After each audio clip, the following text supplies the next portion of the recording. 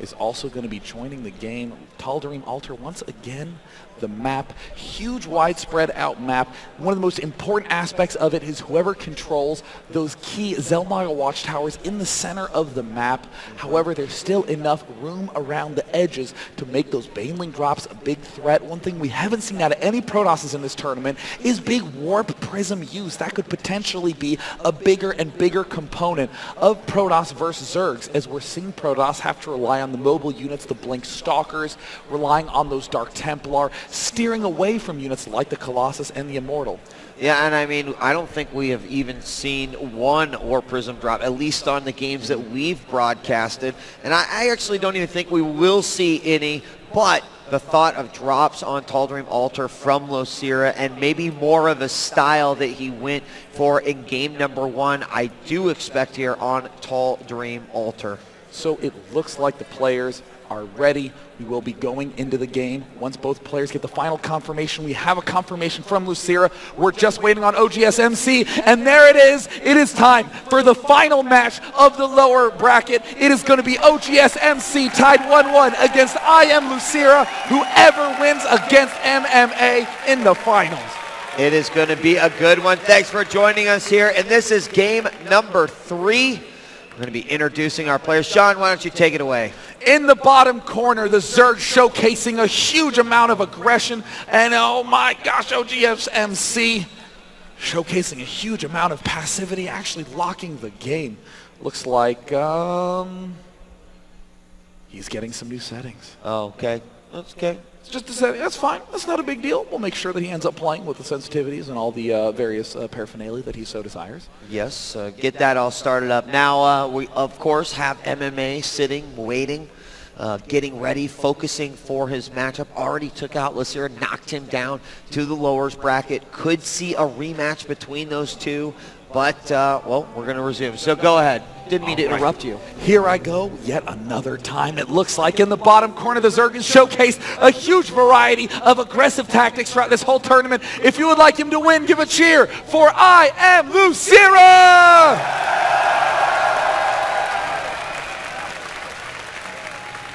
And the man in the north, the most confident Protoss you have ever seen, always a contender to perform well in these tournaments. Marcus's computer. All right, it looks like, we are finally back and ready. And if you would like the player who always says he will win every international competition he enters, give a cheer for oGsMC! And I'll tell you what, if that was true, Day 9, that would be an incredible accomplishment. Already winning GSL Code S twice, winning the 2 international competitions that he has competed in, and the potential for a win at MLG Columbus. Of course, like I said, getting through Losira, a big enough hurdle, but then MMA right behind him, and MMA in the winner's bracket, the winner's final, means that he automatically has an advantage against his opponent. IMLosira throwing down that early extractor. Looks like he was going to follow that up with a spawning pool again. The gas followed by pool build. One of the safest ways to open as you get Zerglings out reasonably fast. You don't sacrifice drones. You still get plenty of those too.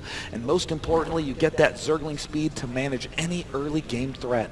And MC is going to open up with this build that anytime he can wall off this natural, a map like this, we've seen him do it on Shakuris as well. That pylon goes out, the forge goes down, and then the Nexus. MC really seems to really like this build. Oh no, oGsMC looks like he's moving this probe down. Did Losira see it? He absolutely does. So this is often a very good technique that many Protosses will do. They will hide probes to make much later use. MC's not going to be doing anything goofy in the outset. He's going to be throwing down his Nexus. He will be happily progressing along the paths we've seen him do previously, but this probe can be used to do something as complicated as hiding pylons here for warp-ins, or as simple as just sneaking back to the front to get a second scout attempt at the Zerg.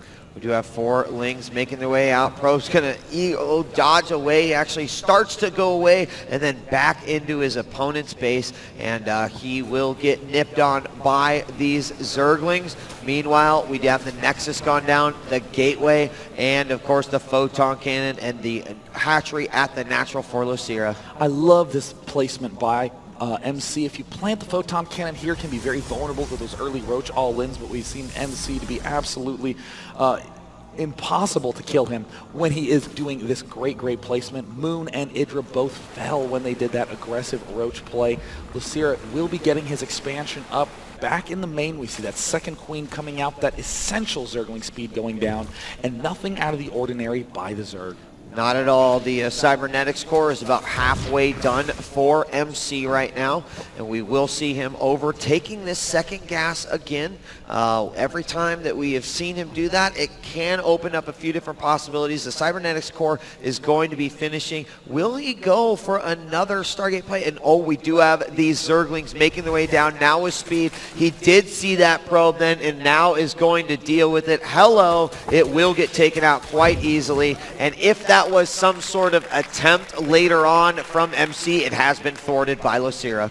Great little remembrance there by Losira. The hardest part about a strategy game like Starcraft 2 is the fact that there is so much stuff going on that often the memory is what fails first. Trying to keep track of all of those various components, but Losira not going to make that mistake.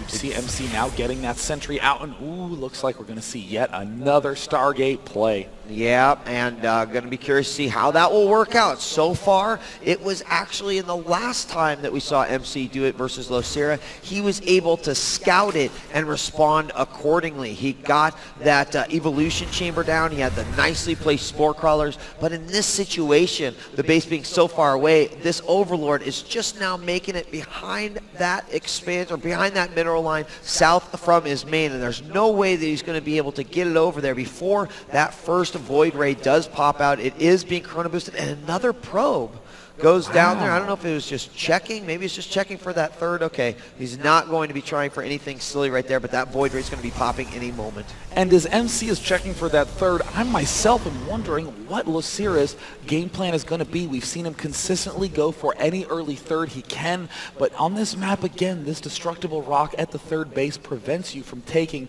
the easiest to defend spot as your third. So at this point in time, MC is getting some great game control. We see, wow, interestingly, a Hydralisk Den going down by Losira. We have not seen a 2-base Hydra opening all tournament long. No, we have not, and that will be the first major tech structure to go up for Losira, getting that fairly early lair, and that Void Ray is making its way over. Another queen is on the way and will pop while this Void Ray begins its initial harassment here, focusing down one of these Overlords, and we will have the second queen come up, and oGsMC is going to have that Void Ray deflected. And I love that play by MC, just going for the Overlord. It's a weaker, more guaranteed damage unit. Against the Queens, it's very easy to get into one of those guessing matches where you're just hoping another Queen doesn't pop out of nowhere and get off a money transfuse. So that means MC is going to pull back, but once again, 3 Void Rays up. So he's going to be going for some aggression.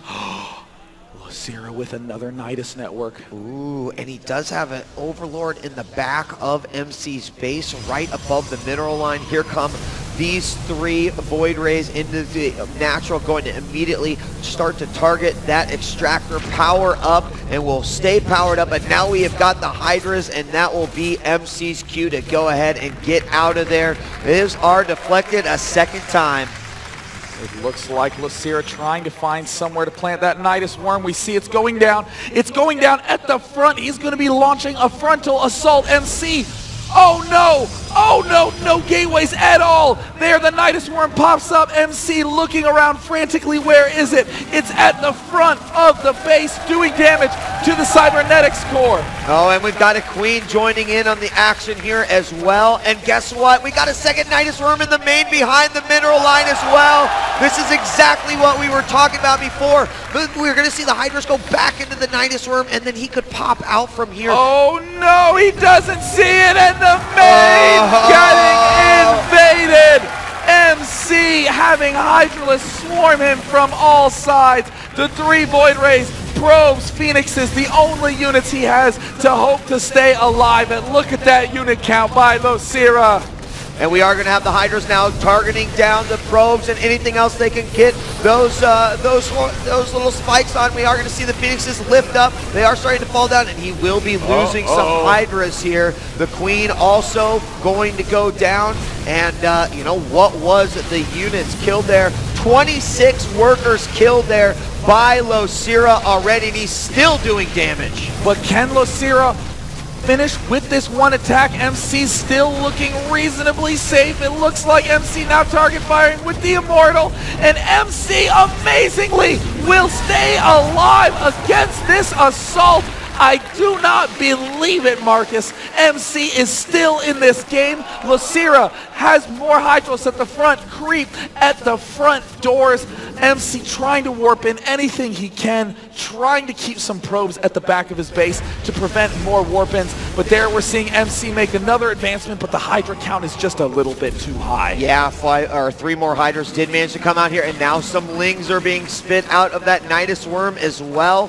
He might be able to get rid of this gateway. He might be able to take out a few of these pylons. There are several cannons here at the front. If he takes out this pylon and this pylon, there will be nothing. Oh, there is going to be one more cannon, or 2 of the cannons possibly powered up here. It's going to go ahead and work on that forge. You can see MC not really wanting to commit to this battle.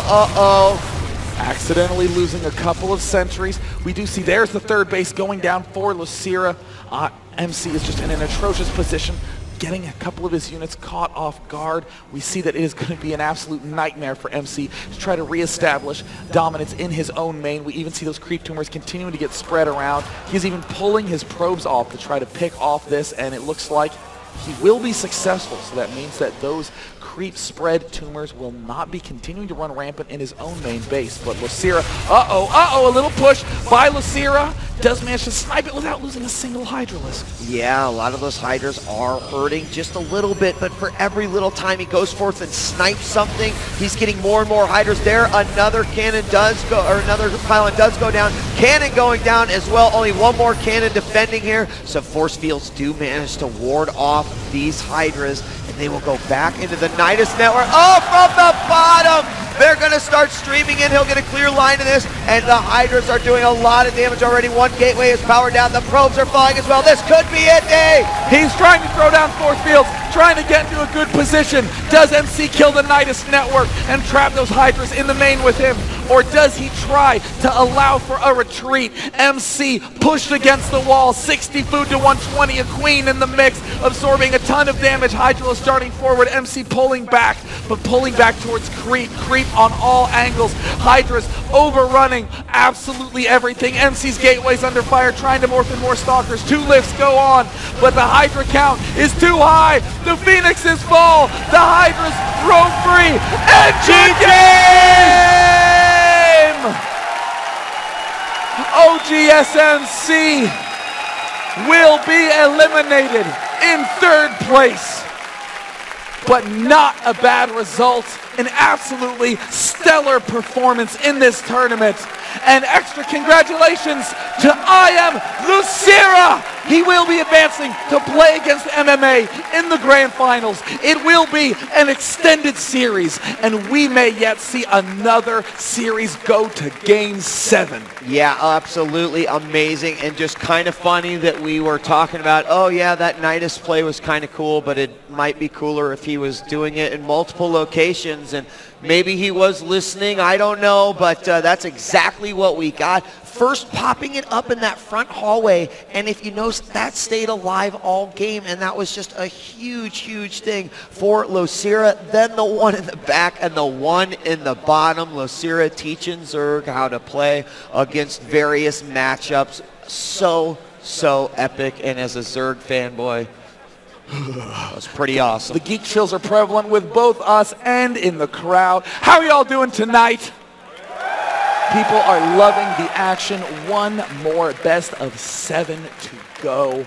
I mean, Losira exploiting the fact that Zerg is so difficult to scout. Once you get those speedlings up, no probes can really break through. Losira killing off 3 probes in that final game. Even with the air units up, the Void Rays, they were easily corralled to just the outside of the natural. So MC never saw that Nidus Worm coming, and Losira controlled it absolutely beautifully. And in both cases, handled the Stargate openings from oGsMC. The first time with the Evo Chamber and the Spore Crawlers, the second time by, well, it worked out great for him. Went for the